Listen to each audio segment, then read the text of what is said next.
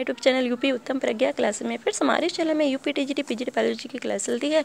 UP TGT PGT biology की class में हम लोग जूलॉजी पढ़ रहे थे। जूलॉजी में हम लोगों ने पढ़ा क्लासिफिकेशन ऑफ एनिमल पढ़ रहे थे और उसमें हम लोग कार्डेटा पढ़ रहे थे। कार्डेटा में हम लोगों ने स्पीसीज तक चर्चा कर ली थी। आज हम टेट्रापोडा के बारे में डिटेल से चर्चा करने वाले हैं। आइए हम फिर से रिवाइज कर लेते हैं। संघ कार्डेटा की स्थापना वेल्फोर नामक वैज्ञानिक ने की थी।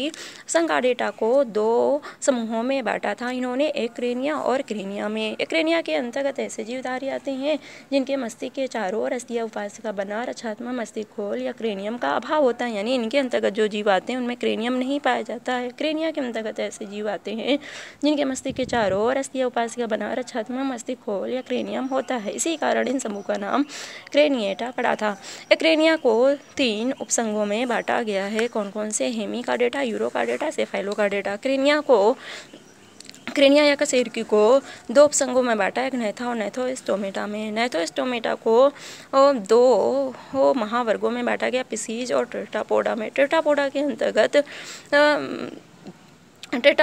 अंतर्गत उभयचर, सरीसृप, पक्षी और स्तनधारी आते हैं, यानी टेट्रापोडा को 4 वर्गों में बांटा गया है। उभयचर, सरीसृप, पक्षी, स्तनधारी। स्तनधारी को भी 3 उपवर्गों में बांटा गया है, प्रोटोथीरिया, मेटाथीरिया और यूथीरिया में। फ्रेंड्स, पहले वाली वीडियो में हमने स्पीसीज तक चर्चा कर ली। आज हम टेट्रापोडा के बारे में डिटेल से चर्चा करने वाले हैं। आज हम जानेंगे टेट्रापोडा शब्द का अर्थ। टेट्रापोडा शब्द का अर्थ क्या है? टेट्रापोडा शब्द का अर्थ टेट्रापोडा जंतुओं की उत्पत्ति, टेट्रापोडा संघ के जंतुओं का आवास स्थान, टेट्रापोडा का वर्गीकरण। टेट्रापोडा शब्द का अर्थ क्या है? टेट्राफोर अर्थात 4, पोडोस फुट अर्थात पैर, 4 पैर वाले जंतु। टेट्रापोडा जंतुओं की उत्पत्ति। टेट्रापोडा अर्थात चतुर्थ वर्ग में उभयचर, सरीसृप, स्तनधारी तथा पक्षी आते हैं। इनमें उभयचर सर्वप्रथम उत्पन्न हुए जिनसे अन्य वर्ग के जीवों की उत्पत्ति हुई। आइए और देख लेते हैं। टेट्रापोडा संघ के जंतुओं का आवास स्थान। संघ टेट्रापोडा के अंतर्गत आने वाले जीव जल एवं थल दोनों में रहते हैं। कुछ जल में या कुछ थल में निवास करते हैं। इस महावर्ग के जंतुओं में 4 पैर या फुट होते हैं जिनमें 2 अग्रपाद तथा 2 पश्चपाद होते हैं। त्वचा वायु को सहन करने योग्य होती है। वायवीय श्वसन के लिए फेफड़े होते हैं। अतीत काल में इस महावर्ग के अधिकांश जंतुओं ने मूल रूप से जलीय जीवन का परित्याग करके स्थलीय जीवन को अपनाया, यानी मोस्टली जंतु अब स्थल में ही रहते हैं। इस टेट्रापोडा के अंतर्गत जो भी जीव आते हैं मोस्टली थल में रहते हैं। इस वर्ग के अंतर्गत उभयचर वर्ग आता है। इस संघ के जंतु जल एवं थल दोनों में ही रहते हैं। टेट्रापोडा का वर्गीकरण देख लेते हैं। संघ टेट्रापोडा के जंतुओं को 4 वर्गों में विभाजित किया गया है। उभयचर, एम्फीबिया यानी मेढक आता है इसके अंतर्गत। सरीसृप, रेप्टिलिया इसके अंतर्गत मगरमच्छ आता है। पक्षी एविज यानी कबूतर, इसमें पक्षी वर्ग में कौन आता है? कबूतर आता है। स्तनधारी मैमेलिया वर्ग में आता है। मनुष्य, कुत्ता, बिल्ली, बंदर आदि हम लोग किस में आते हैं? मैमेलिया में आते हैं। आइए और हम इसका डिटेल से चर्चा कर लेते हैं। वर्ग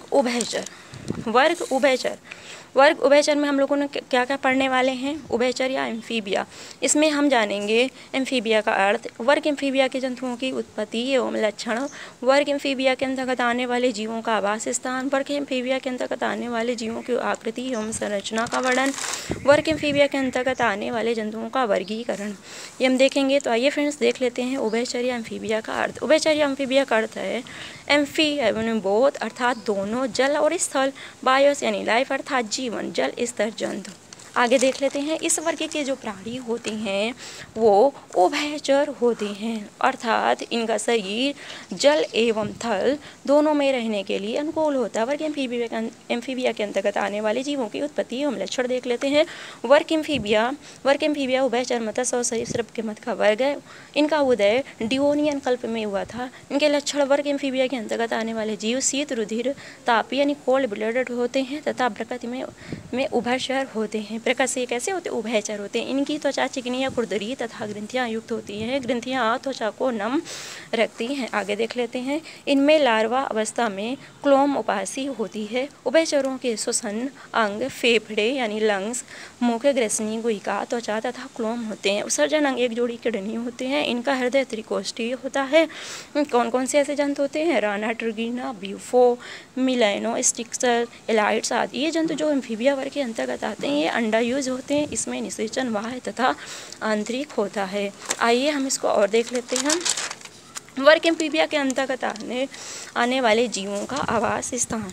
वर्ग एम्फीबिया के अंतर्गत जो जीव आते हैं उनका आवास स्थान क्या क्या है फ्रेंड्स। आइए वर्ग एम्फीबिया में जो भी जीव आते हैं इनको हम देख लेते हैं कि इनमें कौन कौन से जीव आते हैं। पहले हम इसकी डिटेल से चर्चा और कर लेते हैं।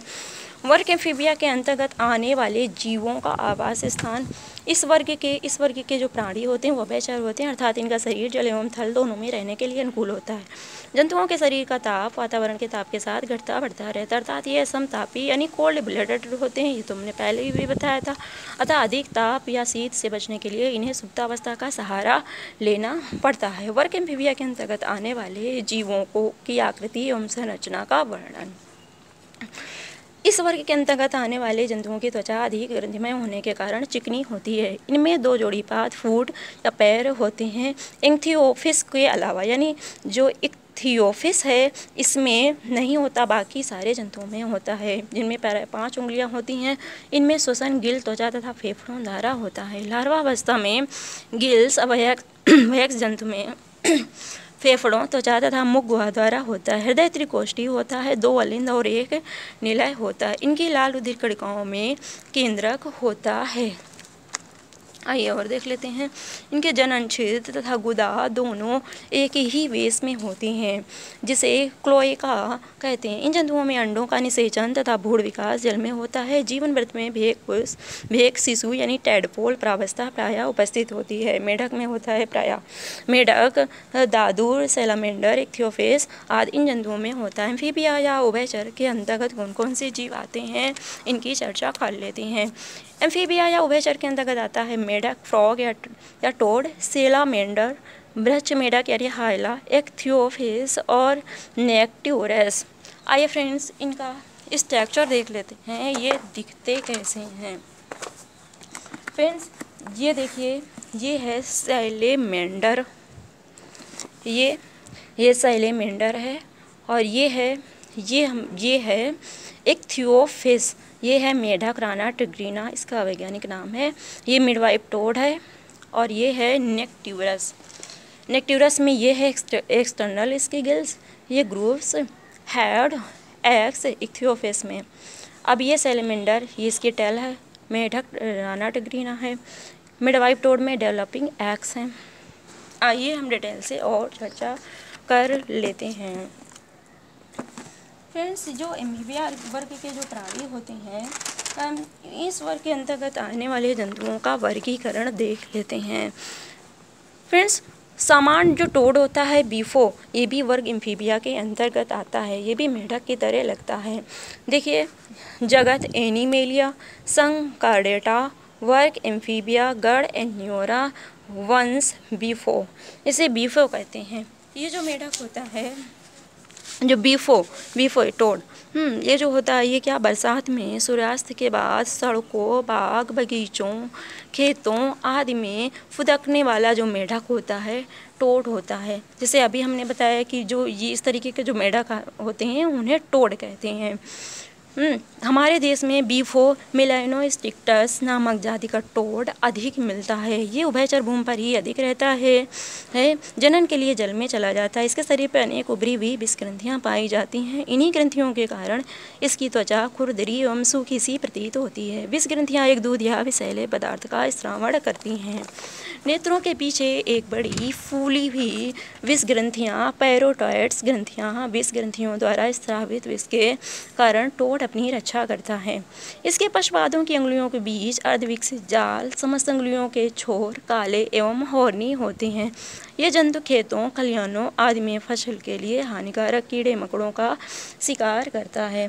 फ्रेंड्स ये जो टोड होता है ना बीफो, ये दिखता कैसे है आइए हम इसका देख लेते हैं, इसका स्ट्रक्चर देख लेते हैं। ये है सामान्य टोड यानी बीफो, ये ऐसे दिखता है।